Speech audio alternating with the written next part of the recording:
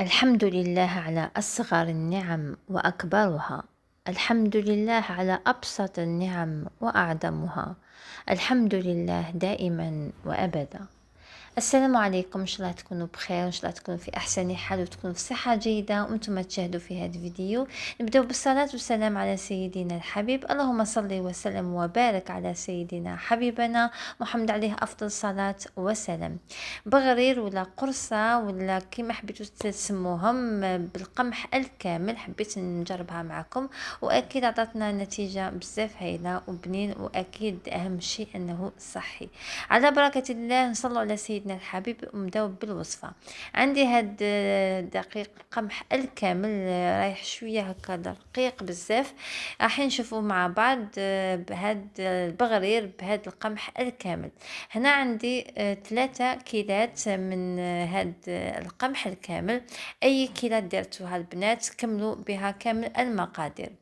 فوالا عندي هنا 3 كيلات من هاد القمح الكامل، واكيد راح نزيد لها الماء يكون شويه دافي، 4 كيسان، كاس 2 3، وهذا الرابع.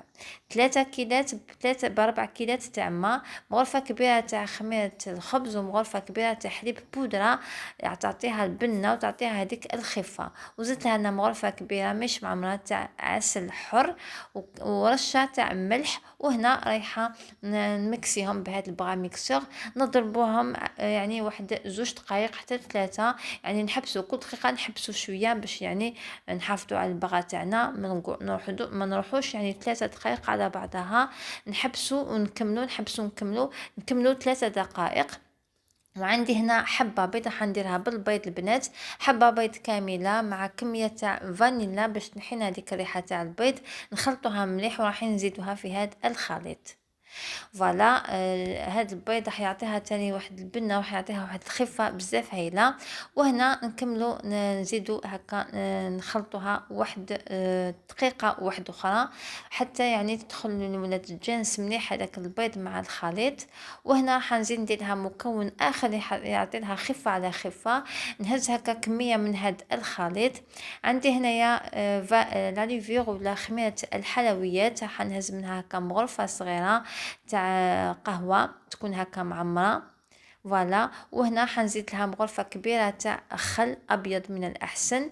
فوالا ونخلط هذا الخليط، نخليه هكا يتفاعل شويه لمده واحد 30 ثانيه، حسبوا حتى 30 ثانيه وزيدوها مباشره. فوالا هنايا بعد ما خليتها 30 ثانيه زدتها هكا مباشره على هذا الخليط. فوالا وهنا راح نزيد نعاود نخلطها، يعني ما نكملوش دقيقه واحد 30 يعني ثانيه ولا 40 ثانيه. فوالا نخلطوها هكا مليح. فوالا بهذه الطريقه. وهنا بعد ما خلطناها البنات رايحه اكيد نخليها تريح لمده 10 حتى ربع ساعة أو لا ربع دقيقة. فوالا شوفوا الخليط كيفاش يجينا بهاد القوام. وشوفوا هذوك الفرقعات البنات. نغطيها ونرجع معكم بعد 15 دقيقة. وهنايا بعد ما ريحت شوفوا هنا القوام يعني تقال شويه على في الاول، يعني كي تريح شويه راح تزيد تتقال شويه. فوالا يعني مقادير البنات راهي مضبوطه. قمح كامل حبيت نسيي بها هاد البغرير، واكيد عطاني نتيجه. هو ماشي كيما السميد يعني رقيق، لكن عطانا نتيجه يعني مرضيه. واكيد اهم حاجه انه صحي. عندي مقله، لازم تخيروا المقله تاعكم اللي ما تلصقش. عندي هنا شويه تاع زبده دهنت بها وممتو مسحتها هكا تعطي لي هذاك اللون كي طيب. نحطو هكا مغرف سقو ونحطوها هكا، يعني نسيو هكا نديروها على حسب المقله تاعنا، باش يعني نتوما حسب المقله تاعكم تحبوهم صغار تحبوهم كبار، نتوما كبروا المقله ولا صغروا المقله. شوفوا هنا كيفاش راهي دير الفرقعات. في الاول نخليو النار قويه حتى تتقب معنا كامل. كي تشوفوها سيبون تقبت سيبون، نقصوا هذوك النار ونخليوها طيب بالعقل حتى يعني تنشف معنا مليح. فوالا شوفوا كيفاش هنايا راهي طابت وخدات هذاك اللون. يعني كل ما تمسحوا المقله بالزبده حتعطيكم لون رائع في ظهر تاعها. فوالا نمسح المقله تاعي ونزيد هكا نطيب هكا بالوحده. فوالا بهذه الطريقه دائما في الاول نخليو النار تاعنا مجهده غير تتقب معنا. شوفوا هنا كيفاش راهي تتقب، يعني فرينة ولا دقيق قمح الكامل. عطتنا نتيجة ما شاء الله. هكا باش ناكلو هكا البغرير، يحب البغرير بزاف، واكيد سميد ولا سميد والفرينة شويه ماهمش يعني فريمون صحيين. الوغ نسيو هكا نتعاملوا بهاد الاكله التقليديه. شوفوا هنا كيفاش جاونا ما شاء الله، جاو خفاف صدقوني، خفاف خفاف بزاف. كما قلت لكم هاد الاطباق التقليديه ولا هاد مملحات ولا هاد حوايج هادو الحلوين نحبوا ناكلوهم من داك، دونك نسيو هكا نسناولوهم صحيين من الاحسن. فوالا نكمل هكذا نطيب كامل البغرير تاعي بنفس الطريقه ونشوفهم ان شاء الله بعد ما يطيبوا.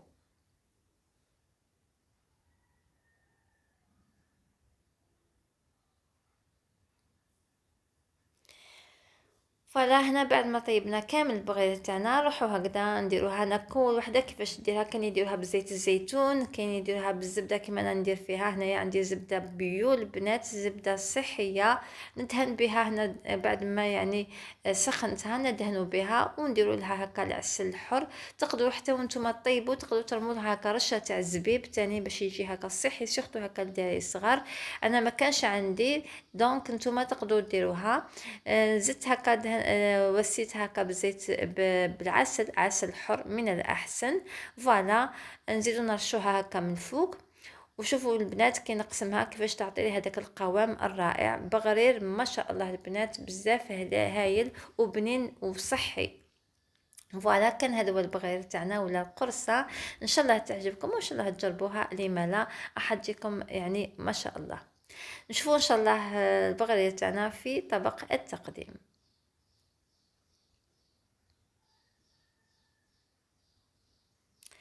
كان هذا هو البغيض تاعنا بقمح الكامل. جا بزاف هاي البنات. شوفوا هذاك اللون تاعو، عجبني هذا اللون لاني كل مره ندهن ديك المقله بالزبده باش تعطي لي هذاك اللون. وجا ما شاء الله جا خفيف وجا بنين، واهم شيء انه صحي. فوالا كان هذا هو الفيديو تاعي، ان شاء الله يكون خفيف ظريف عليكم. نقول لكم تهلاو في روحكم في صحيحتكم. السلام عليكم.